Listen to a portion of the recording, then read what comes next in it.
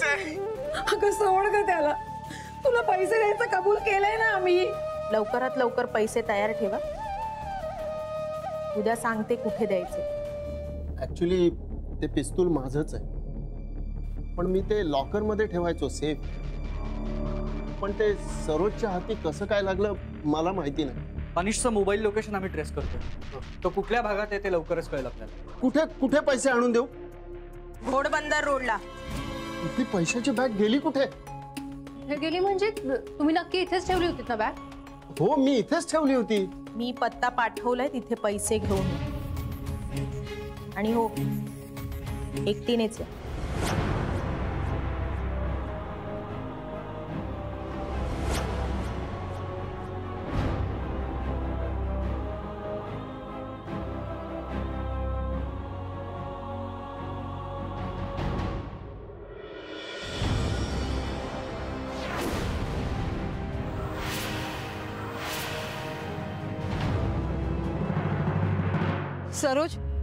सरोज मी इथे आले। बरं, 5व्या मजल्यावर ना येते।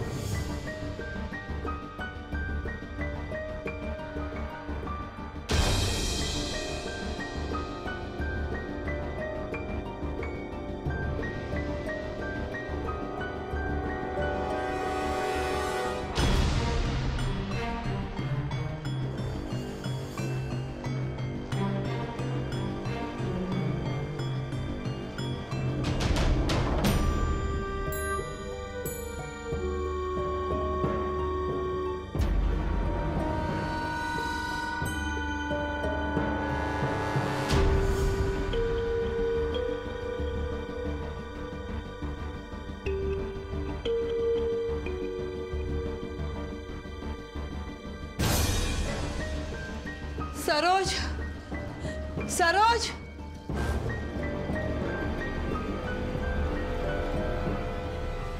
सरोज, सरोज, सरोज, मी पैसे घेऊन आले। सरोज, माझा अनिश कुठे? थांबा तिकडेच, तिथेच थांबा, पुढे येऊ नका। सरोज, बॅग ठेवा।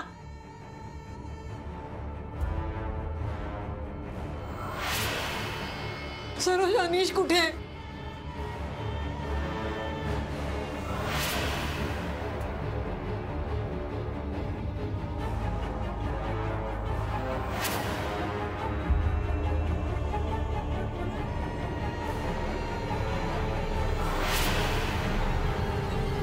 ओके, मी पोचतो लगेच। मी बंडूलाही सांगतो। बंडू, काय झालं? आनंदनगरच्या बाजूला एक मंदिर आहे, त्या मंदिराच्या इथलं लोकेशन आहे। शलाकाने सरोजला फोन केला होता, आता मला कळलं। चल लवकर। वाट कसली बघताय, चला की शेडराव मग।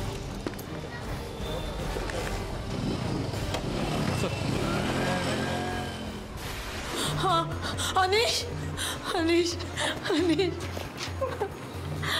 अनिश, अनिश,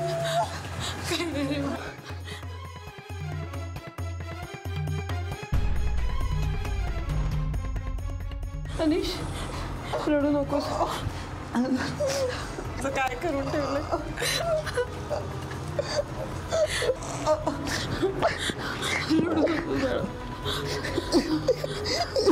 नको रडूस। मी आले ना, आता कोणी काही करणार नाही। नको रडू।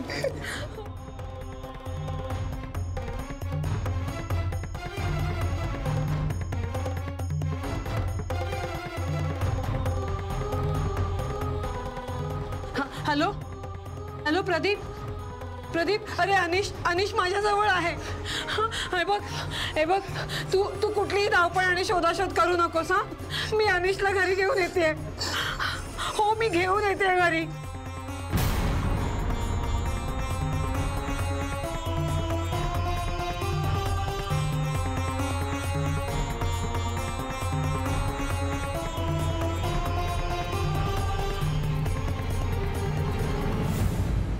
शलाकाताई, तुम्ही एवढी हिम्मत दाखवून त्याला सोडवून आणलं, खरंच खूप कौतुकाची गोष्ट आहे।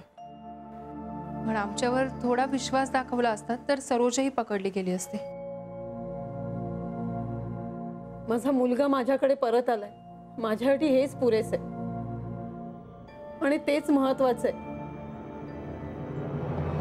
अहो, सरोजने तुमच्या मुलाला किडनॅप केलं होतं. ती गुन्हेगार आहे, मग तिला शिक्षा नको का व्हायला? आणि शालका, आता तू आणि अनिश सुखरूप घरी परत आलायत हे ठीक आहे, पण सरोजनी काही वेगळी खेळी खेळली असती तर? हा, तिचे कोणी गुंड साथीदार असते तर अगं तुझी गाई किती महागात पडली असती. अनिशची आई आहे मी. माझ्या अनिशला सोडवण्यासाठी स्वतःचे प्राण पणाला लावले असते, पण त्याला काही होऊ दिलं नसतं.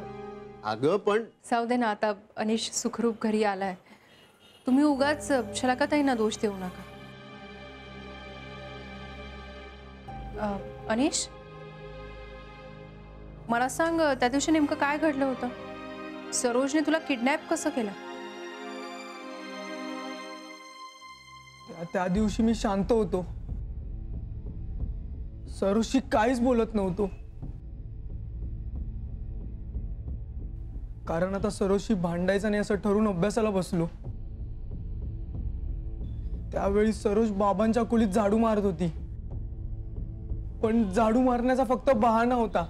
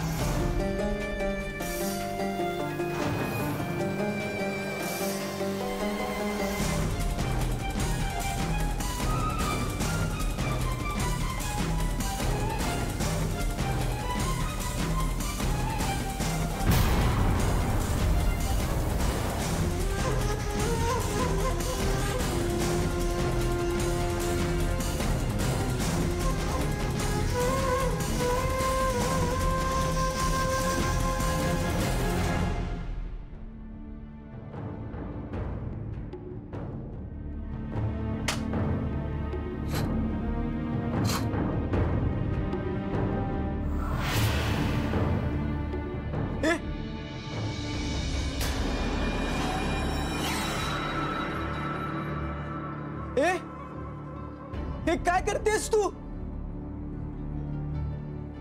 अच्छा, काल मी तुला घाबरवलं म्हणून घाबरवतेस का? पण वरूनचं तो पिस्तूल मी त्याला काल परत केलं होतं, मग हे तुझ्याकडे कसं आलं?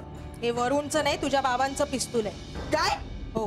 तू त्याला हात का लावलास? आणि इकडे मागे हात लावायला यायचं नाही, नाही तर काय होईल माहितीये ना? आणि तुझा आगाऊपणा कमी करायचा, कळलं ना? आणि मी जे सांगेन तसं वागायचं. अगं अगं पण का? कारण तुझ्यामुळे तुझे आई बाबा मला कामावरून काढून टाकणार आहेत. आता मी तुला इथून घेऊन जाणार, तुला बांधून ठेवणार आणि त्यांच्याकडून पैसे मागणार. आणि जर पैसे नाही ना दिले तर ह्या गोळ्या तुझ्या डोक्यात घालणार. ए सरोज नको ना ग, प्लीज प्लीज नको ना. हो तर मी आई बाबांना सांगतो तुला कामावर ठेवा म्हणून. ह्याच्या धाकामुळे बोलतोयस ना तू हे असं, हा? पण मला चांगलंच माहितीये तू कसा आहेस. चल उठ उठ. जास्त आगाऊपणा करायचा नाही. तसंही मला इथे काम करायचं नाहीये. झालेल्या अपमानाचा बदला घ्यायचा आहे. तर शांतपणे खाली जायचं, शहाणपणा करायचा नाही. आणि जर आरडाओरडा केलास ना ह्यातल्या गोळ्या तुझ्या डोक्यात घालेन. नको. शांतपणे चालायचा, आवाज करायचा. चल चल. दरवाजा उघड. थांब.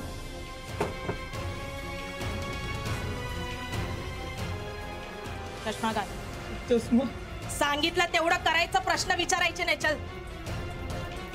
दिसत नाहीये. तुला कशाला दिसायला पाहिजे रे? हालू का इकडेच? नको.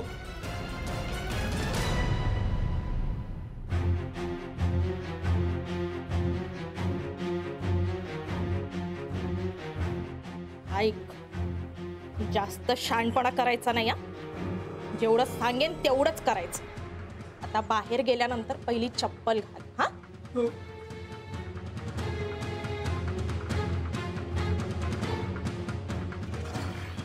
हा.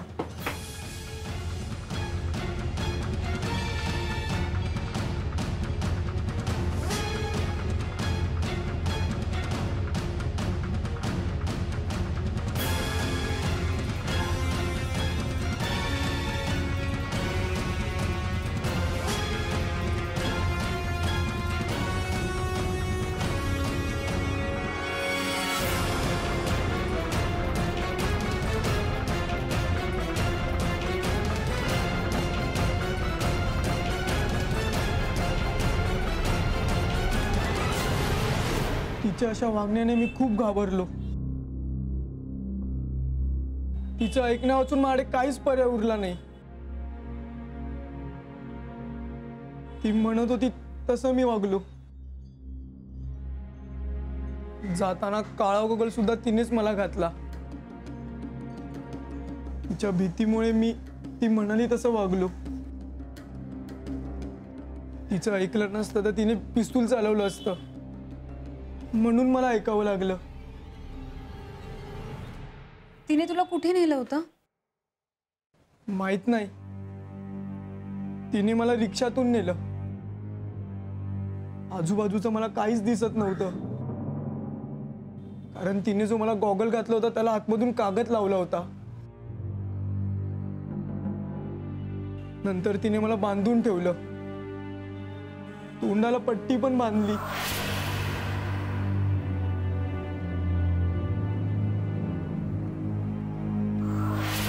ती फक्त खायला देताना व फोनवर बोलताना पट्टी काढायची. मॅडम, आम्ही कॉल लोकेशन ट्रेस केलं, त्याच्यानुसार तिकडे गेलोही होतो, पण तिकडे कोणी बी नव्हतं. हा, तसं आम्हाला पोचायला उशीर झाला खरं. अनिश, तिचं कोणी साथीदार होता? नाही, मला तरी दिसला नाही. चला का तुम्ही अनिशला सोडवलं तेव्हा सरोज तिथून निघून गेली? कुठल्या बाजूला गेली, कुठल्या दिशेने गेली? हे बघा, नीट आठवा. ती चालत गेली की तिच्याकडे गाडी होती आणि तिच्या बरोबर कोणी होतं का? नाही, असं काही मला आठवत नाही.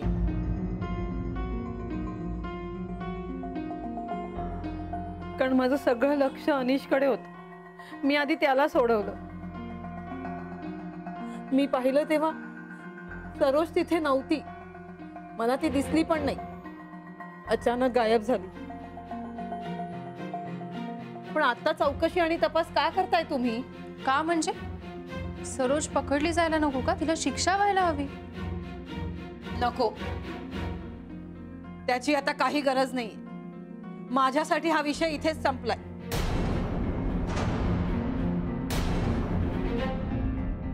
आणि सरोजला शिक्षा होण्यापेक्षा माझ्या अनिशच्या जीवाला पुन्हा धोका निर्माण न होणं माझ्यासाठी महत्वाचं आहे. आई, बाबांचं ते पिस्तूल अजून तिच्या जवळ आहे. तिला समजलं हे लोक तिच्या शोधात आहेत आणि ती रागवली तर मला मारेल. तू यांना नको सांग. हो रे बाळा, तू नको काळजी करूस. मी ना आता असं काही होऊ देणार नाहीये. हे बघा अस्मिता मॅडम, तुम्ही आता सरोजचा शोध थांबवा. पाहिलत ना, अनिश अजून त्याच धक्क्यात आहे. अहो किती घाबरलाय तो. शलाकाताई, ही भीती सरोज न सापडल्यामुळे आहे. ती सापडल्यावर ही भीती जाईल बघा. तपास करू नका सांगितलं ना तुम्हाला. प्रदीप, तू प्लीज ह्यांना जायला सांग इथून. आणि हे बघ, या बाबतीत मी तुझं काही ऐकणार नाहीये. ओके ओके शलाका, ठीक आहे. अस्मिता मॅडम, आय एम सॉरी. म्हणजे माझाही नाईलाज आहे. म्हणजे शलाकाच्या मनात नसेल तर हे प्रकरण वाढवण्यात काही अर्थ नाही आहे. त्याचा घरातल्या सगळ्यांनाच त्रास होईल. नाही, इट्स ओके, ठीक आहे. तुमची इच्छा नसेल तर आम्ही जबरदस्ती नाही करणार तुम्हाला. येतो आम्ही. चला, चल म्हणाले. चल चल. एक मिनिट अस्मिता मॅडम, या सगळ्या गडबडीमध्ये एक विचारायचं राहूनच गेलं. तुमची फी? सोडवलेल्या केसेसची फी घेते मी. आणि ह्या केसमध्ये तर मी काहीच केलेलं नाही आणि माझ्या दृष्टीने ही केस पूर्णपणे सॉल्व्हही झालेली नाही. सरोज पकडली गेली असती, तिला शिक्षा झाली असती तर कामाचं समाधान मिळालं असतं आम्हाला. येतो आम्ही. काही गरज लागली तर सांगा. हो हो.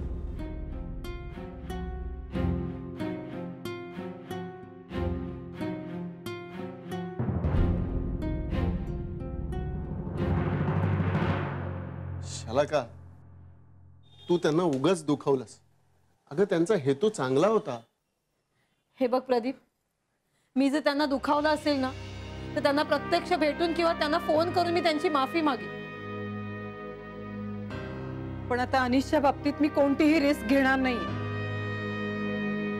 माझा मुलगा माझ्याकडे सुखरूप परत आलाय आणि माझ्यासाठी हेच पुरेसे आहे.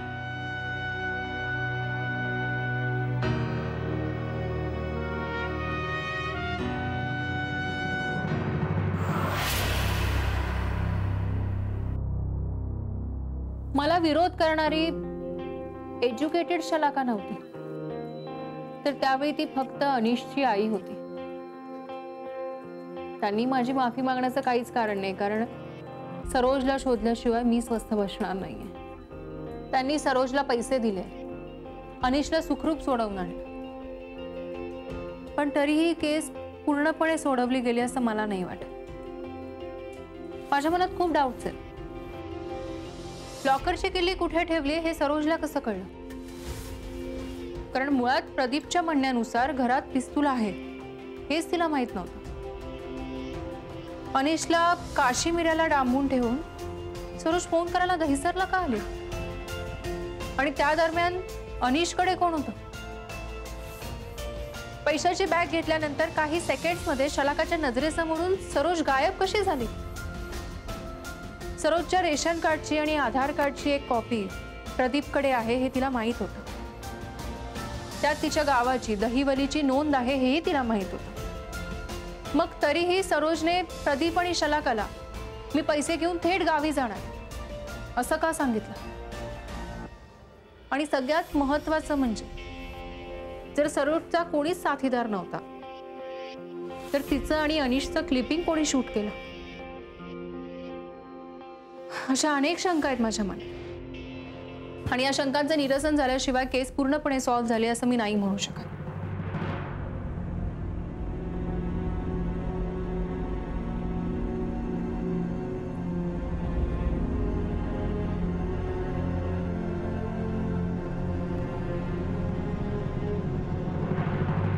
हा मनाली, तू सिड बंडू एकत्रच आहात ना? गुड. फोन स्पीकरवर ठेव. हा सिड, एक काम कर, गेल्या 4 दिवसाचं अनिशचं कॉल रेकॉर्ड चेक कर. मनाली, गेल्या 2 दिवसात अनिशच्या क्लासमध्ये अनिश व्यतिरिक्त आणखीन कोण कोण गैरहजर होतं हे शोधून काढ. राकेश आणि समीरला दहीसर आणि काश्मीरा बाजूला सरोजला शोधायला सांग. काही झालं तरी सरोज सापडायलाच हवी. आणि बंडू, तुला मी एक महत्वाचं काम देणार. अस्मिता मॅडम, आय एम सॉरी, मला शलाकाचं ऐकावं लागलं. नाही, इट्स ओके. शलाका मॅम आहेत का आता तिकडे? नाही, ती किचनमध्ये. मला एका वेगळ्याच गोष्टीचं टेन्शन आहे. सरोजचा शोध थांबवण्याचा निर्णय तुम्ही घेतलाय, पण तुमचं पिस्तूल तिच्याकडे आहे. हो. हे बघा, त्या पिस्तुलामुळे जर कोणालाही काही इजा झाली तर त्याची जबाबदारी तुमचीही आहे. मॅडम, मग आता काय करायचं? तुमचं पिस्तूल चोरीला गेलं याची पोलीस कंप्लेंट तर तुम्हाला करावीच लागेल. माय गॉड, माझ्या हे लक्षातच आलं नव्हतं. मॅडम, तुम्ही किती सखोल अभ्यास करता या सगळ्याचा. या अँगलनी मी कधी विचारच केला नव्हता. हां, इट्स ओके. आता आपल्याला सावध राहायला हवं. आणि ही सरोज तिच्या गावाला दहिवलीला गेली असेल का, या अँगलने सुद्धा आता मी विचार करते. सरोज दहिवलीला जाईल? नाही बाबा, ती दहिवलीला नाही गेली आहे. तुला कसं काय माहित?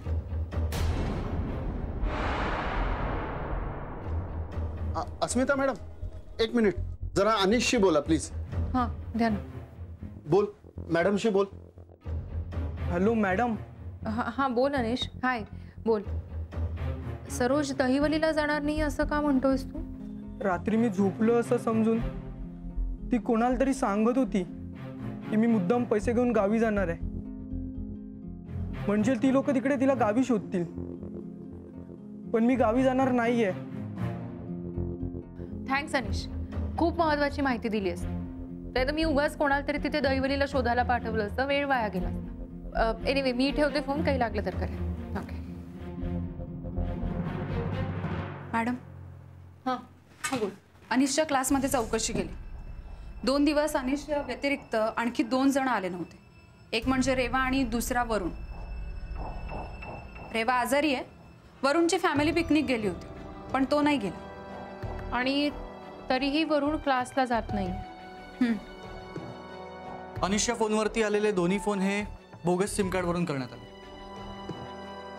मी आयडेंटिफिकेशनसाठी नवाते साहेबांना रिक्वेस्ट केली. उद्यापर्यंत रिपोर्ट्स मिळेल.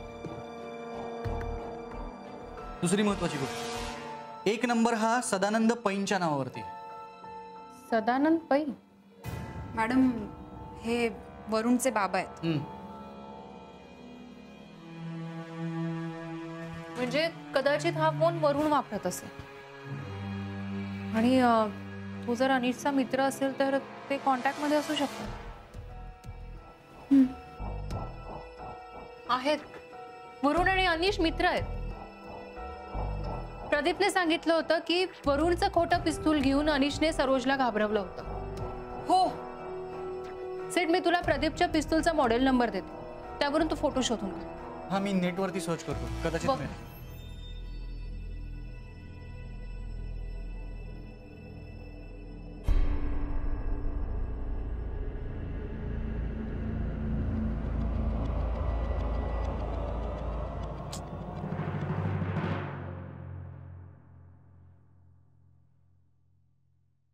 मॅडम, बहुतेक हे तसंच पिस्तूल वाटतंय.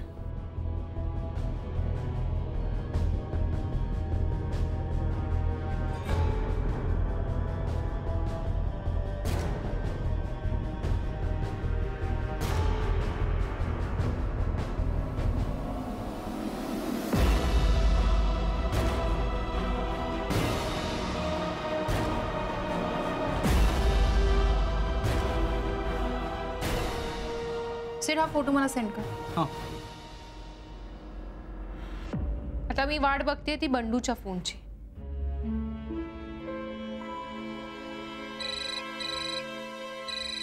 आलाच. बोल बंडू.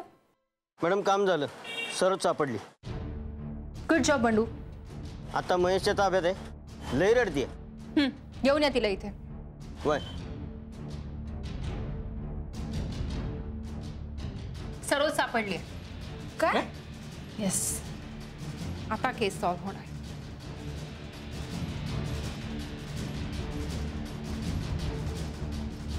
राकेश, सरोज सापडली. शोध थांबवा. सरोज आणि वरुणचं नक्की काय कनेक्शन आहे?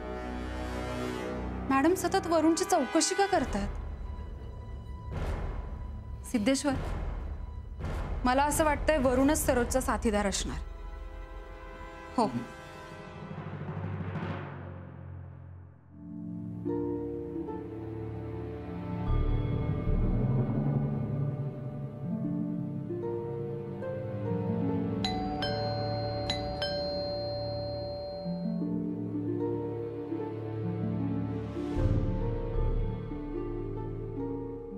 या ना.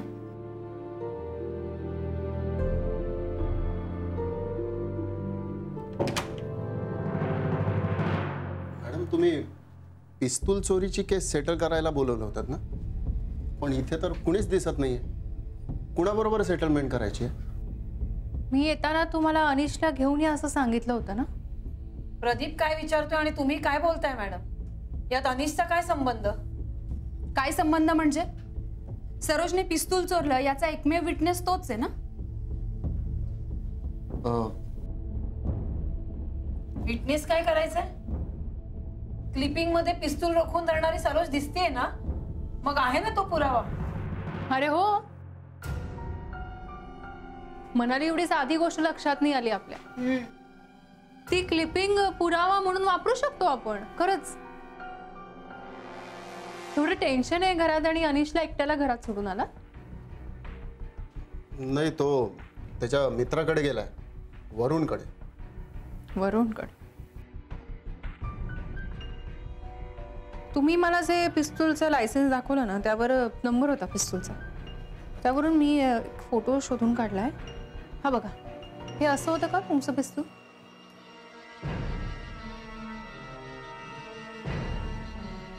हो. नक्की? हो. एक मिनिट सर.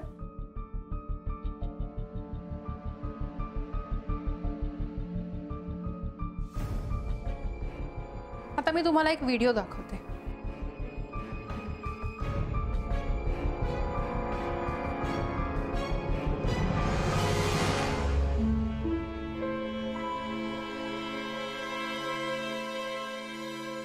खा, पटापट खा. आवडला ना पिझ्झा? खा.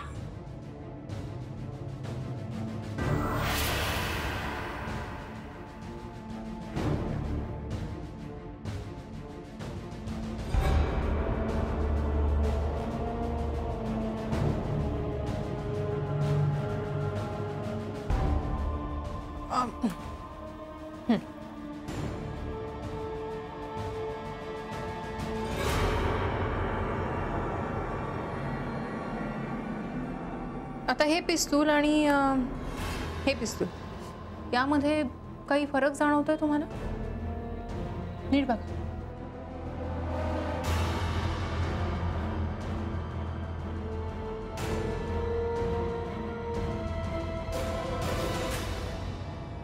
आता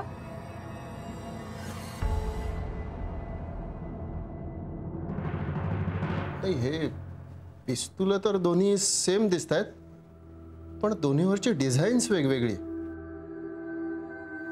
या पिस्तुलावर जे डिझाईन आहेत ते माझ्या पिस्तूलवर नव्हतं.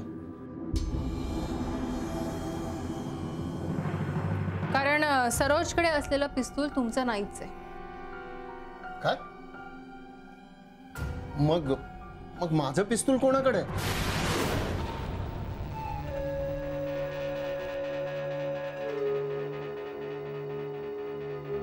आज सरोजमुळे आपलं खूप मोठं संकट दूर झालं. आता यातले 2 लाख देऊन लालचंदचं कर्ज फेडून टाकूया आणि उरलेल्या पैशांवर आपलं नशीब आजमावूया. दुप्पट टिप्पट करू. तुझा प्लॅन यशस्वी झाला रे. मानलं तुला.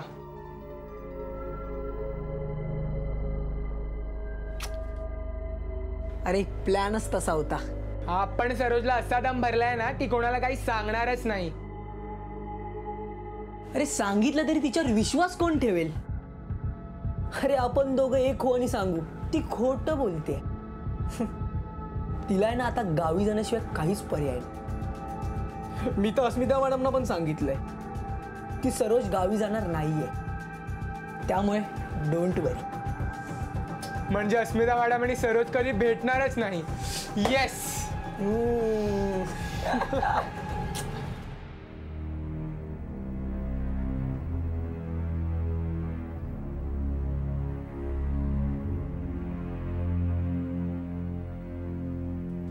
सरोज,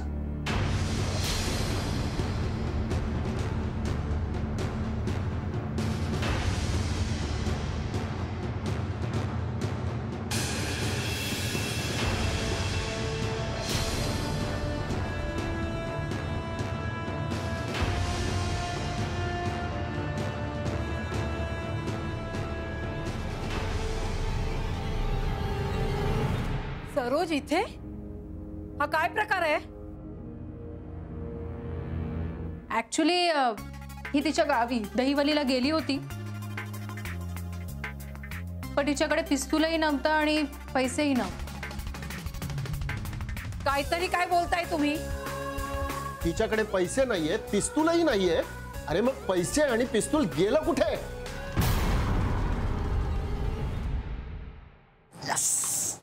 सर तुम्ही वय आम्ही मागे वा. हा? मागे वा नाही तर मारेन. आम्हाला जाऊ दे. अरे वाह, ये बच्चों की खेलने की चीज नहीं है निशराव. आणू काय? आणि काय रे, तुझं नाव काय? काय काय नाव बोल. बोल. वरून. वरून. अजून मी सुरूड फुटलं नाही तुम्हासनी आणि या खेळण्यानं लोकांना घाबरवता रे तुम्ही. एक हाणली ना चड्डीत, कळलं ना? अरे सोड ना. आणू काय? बोलण्यात कशाला वेळ घालवतो? चल चल. चल. बंदुकीने खेळतो ना तू? माझा झाला ना तुला? खरे गुन्हेगार हे. काय बोलताय काय तुम्ही? सॉरी, पण हेच सत्य आहे. सरोजने अनिशला नाही तर अनिशने या वरुणच्या मदतीने सरोजला किडनॅप केलं होतं.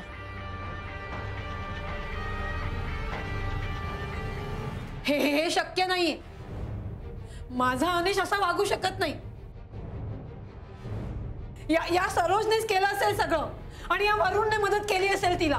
काय रे वरुण, खरं सांग. अनिश, हे माझ्या एकट्यावर येत आहे. प्लॅन तुझा होता, मी फक्त तुला मदत केली.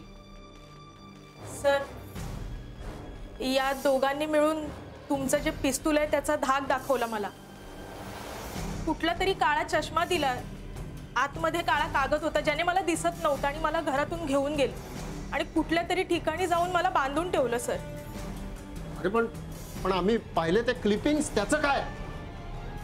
ते शूटिंग पुरतं आणि फोन करण्यापुरतं मला सोडायचे आणि त्यावेळी हा आणि स्वतःला बांधून घ्यायचा सर, तुम्हाला दाखवण्यासाठी.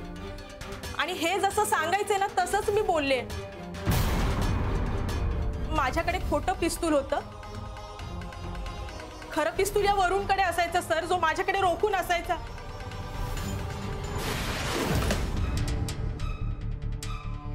काय सॉलिड काम केलंस ग.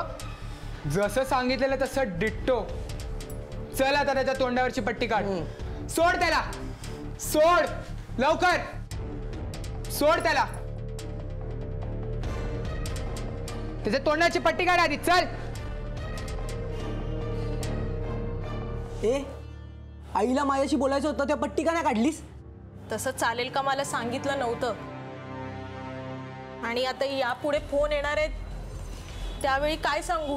ते आम्ही तुला सांगू, पण एक शब्द जरी चुकीचा बोललीस ना तर ए हे बघ, तुझ्याकडे ना ते खोटं पिस्तूल आहे, हे ना हे खरं आहे. जर आम्हाला 5 लाख रुपये नाही मिळाले ना तर अनिश तू किती वाईट वागतोयस. स्वतःच्या आई वडिलांना लुटतोयस आणि त्यासाठी माझा वापर करतोयस. का करतोयस तू हे सगळं? कारण मला पैसे पाहिजेत आणि तुझी ना तीच लायकी आहे.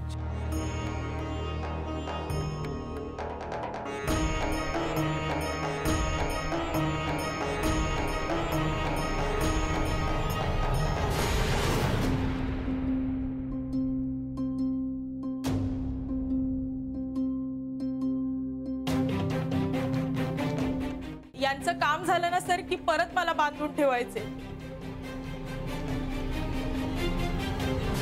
तो पळून गेला तर पैसे देणार आहात मला?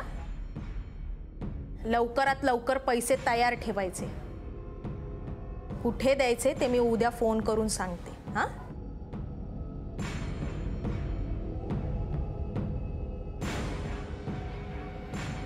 काय गो मस्त ऍक्टिंग करतेस हा. चले बांधायला गेला.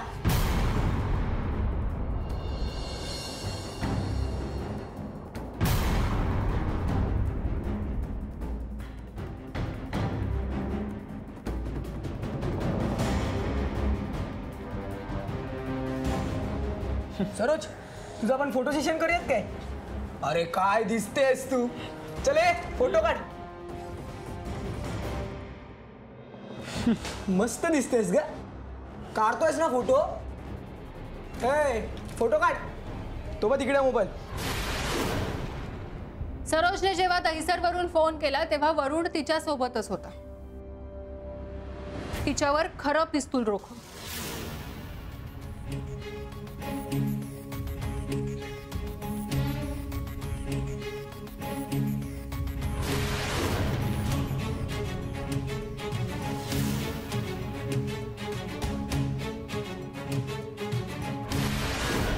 तुम्ही जेव्हा सरोजला विचारत की पैसे घेऊन कुठे येऊ तेव्हा तिने लगेच फोन कट केला, कारण तिला या दोघांना विचारून तुम्हाला ठिकाण सांगायचं होतं. त्यांच्या हातातली बावली झाली होती ती. या दोघांनी स्वतःच्या स्वार्थापोटी तिचा वापर केलाय. मॅडम तुम्ही जेव्हा पैसे घेऊन आलात, बॅग ठेवलीत, वरून माझ्या मागेच लपला होता.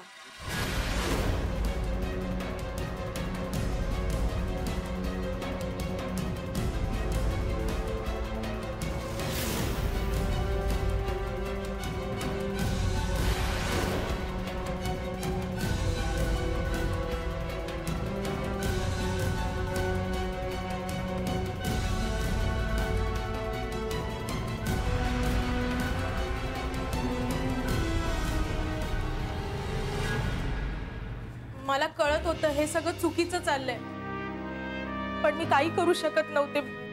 तुम्ही दोघांनी मला माफ करा. खरा गुन्हेगार अनिश आहे आणि वरुण त्याचा साथीदार. पैसे या दोघांना हवे होते, सरोजला नाही. अरे असं का वागलास तू? काय कमी काय पडत होतं तुला? आणि एवढे पैसे तुम्हा दोघांना कशासाठी हवे होते? प्रदीप साहेब, यो अनिश आणि यो वरुण, त्या दोघांनी बी जुगार बेटिंगचा नाद लागला आणि त्यापायी 2 लाख खर्च केलेत त्यांनी. ज्या लालचंदकडून यांनी कर्ज घेतलं होतं ना, त्या लालचंदचे यांना धमक्यांचे फोन यायचे आणि म्हणून केलं यांनी हे सगळं. काय बरोबर ना? कर्ज 2च लाख रुपयांचं होतं, पण यांनी 5 लाख रुपये मागितले. का माहिती? कारण उरलेल्या पैशांची यांना मजा करायची होती, जुगार खेळायचा होता. हो ना? हो.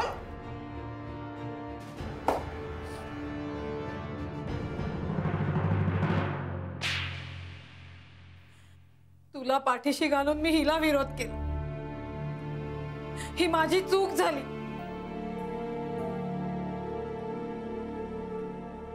आम्हाला माफ कर सरोज. हा एवढा नीच वागेल असं वाटलं नव्हतं मला. अनिशला असं वाटलं की दहिवलीलाही जाणार नाही असं याने सांगितल्यावर आम्ही तिथे शोधच घेणार नाही, पण उलट त्याच्या अशा सांगण्यामुळेच आम्हाला संशय आला. आणि मग पिस्तूलवरचं ते डिझाईन बघून आमचा संशय आणखीनच बळावला. अनिश, अनिश, अरे तुला मुलगा म्हणायला लाज वाटते मला, लाज. जर का अस्मिता मॅडम या प्रकरणामध्ये पडल्या नसत्या ना तर सत्य कधीच बाहेर आलं नसतं. अस्मिता मॅडम, कोणत्या तोंडाने तुमची क्षमा मागू? तुम्हाला खूप बोलले मी, तुमचा अपमान केला. तुम्ही मात्र आम्हाला मदत करत होता हे मला कळलंच नाही. आईच्या प्रेमाने डोळे आंधळे झाले होते माझे. माझी चूक झाली, मला माफ करा. पोटच्या पोरावर नको इतका विश्वास ठेवला आणि आज त्याची शिक्षा भोगतोय. मी तुम्हाला विरोध नाही केला, पण गुन्हेगाराला असंच सोडून देणं मला पटत नव्हतं. मला सत्य शोधून काढायचं होतं आणि म्हणूनच मी हिचा शोध घेतला आणि सगळं समोर आलं. आता मी ह्याला पाठीशी घालणार नाही. कायदा जी शिक्षा देईल ती ह्याला भोगू दे.